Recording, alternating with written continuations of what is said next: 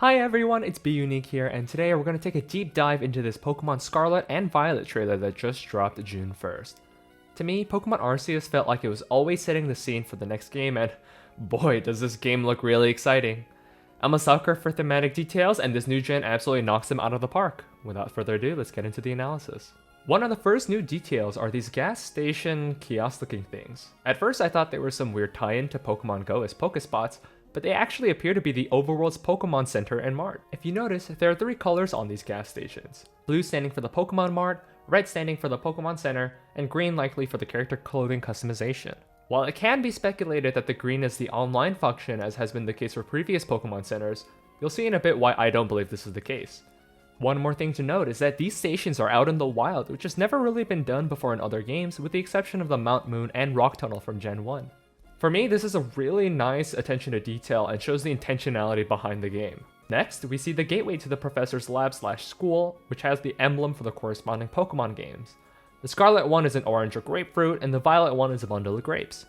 The pillars look like they're taken from different camera angles, which seems to highlight a distinction between the two groups, as the symbols could have been shown on the same pillar. This point is further emphasized by the fact that we have our very first generation with two Pokemon professors.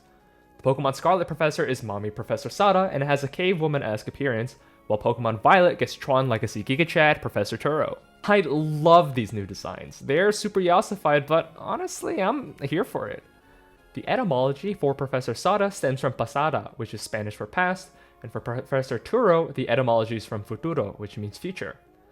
Notably, like Professor Sonia and arguably Professor Laventon, they continue deviating from the Pokemon tradition of naming their professors after trees like Oak, Sycamore, and Kukui. Speaking of deviating from tradition, we have our first rival who appears older than the protagonist. The Pokemon website points out that she's a much more experienced senior trainer, likely an upperclassman from the school the protagonist attends. Pokemon doesn't speculate on age very often, but she doesn't look like she graduated from the Weenie Hut School of Rivals, which is a sigh of relief.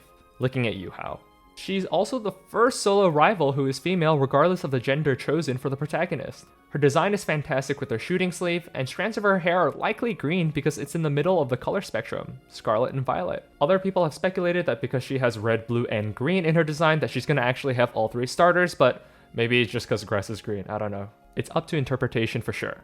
What a respectful female trainer. Certainly hope the internet will be respectful and not make any unrespectful portrayals of her.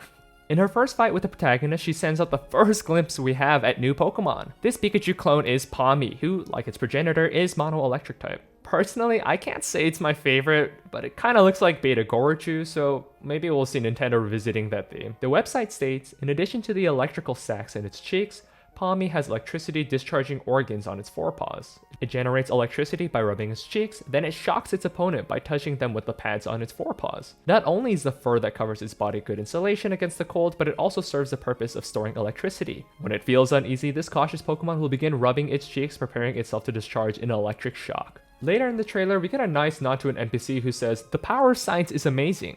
While it seems like a nod to the futuristic motifs of the game, it's more likely a reference to the beginner NPC who's been saying how amazing the advent of technology has been throughout the games. Cute stuff. We then get into a huge feature of the game, which is multiplayer functionality. We're seeing the 4 players emote here, showing off not only character customization, but how the backpacks differ between the two versions. I'm really curious how the multiplayer system will serve to benefit the player outside of the raid feature in Pokemon Sword and Shield. While this feature is really cool and something people have been wanting for a long time, I want to maintain a healthy skepticism. Features like these are only really fun if there's strong incentives via questing, storyline progression, or collaborative projects like raiding, so we'll see how it goes. We see that players are likely able to trade a Larvitar and Bagon from wherever, as they're not by the Pokemon Station. This supplements the gotta catch 'em all motto, and this is the first real benefit we see to this feature. In this part of the trailer, we see the trainer crawling up in a Legends of Arceus manner to get our second new Pokemon, Smallet, the grass normal type. It's a reference to the fact that Spain is the highest producer of olive oil in the world, which is a nice nod to the regional inspiration. I absolutely adore this little creature, and if anyone has played MapleStory, it kinda looks like a cross between the slime and the mushroom, but that's just me.